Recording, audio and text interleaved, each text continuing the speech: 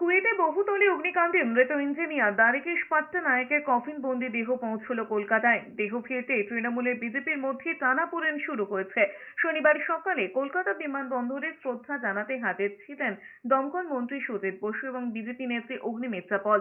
রাজ্য সরকারই দ্বারিকেশের দেহ ফেরাতে ব্যবস্থা করেছে বলেই দাবি করেছেন মন্ত্রী সুজিত বসু। অগ্নিমিত্রা পালের অবশ্য পাল্টা দাবি, কুয়েত থেকে দেহ ফিরিয়েছে কেন্দ্রই। পাশাপাশি তিনি রাজ্যের কর্মসংস্থানের হাল নিয়ে তৃণমূলকে বিঁধেছেন। তিনি বলেছেন, রাজ্যে চাকরি না থাকায় অনেককেই বাধ্য হয়ে বিদেশ যেতে হচ্ছে।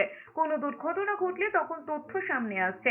পরিবারকে ছেড়ে আজকে তাকে যেতে হয়েছে কুয়েতে কাজ করার জন্য, ছুটি কাটানোর জন্য নয়। অভিষেক ব্যানার্জি যেরকম ছুটি কাটাতে গেছেন বা চিকিৎসা করাতে গেছেন, তার জন্য কিন্তু নয়, পেট চালাবার জন্য তাকে যেতে হয়েছে কুয়েতে। প্রতি বছর যদি মুখ্যমন্ত্রী কোটি কোটি টাকা খরচা করে বেঙ্গল গ্লোবাল সামিট হচ্ছে, যেখানে 10 লক্ষ চাকরি নাকি রেডি, 10 লক্ষ কোটি টাকার ইনভেস্টমেন্ট হয়েছে, তাহলে সেগুলো কোথায়?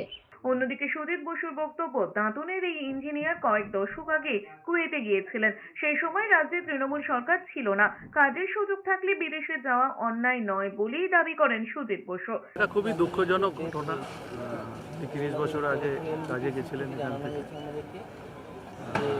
আমাদের রাজ্যেরই বাসিন্দা। রাজ্য সরকারের পক্ষ থেকে যা যা কর্তব্য সেটা রাজ্য সরকার দায়িত্ব নিয়ে করছে। এবং এদিকে কলকাতার বিমানবন্দর থেকে দ্বারিকেশের দেহ নিয়ে যাওয়া হয়েছে মেদিনীপুরে।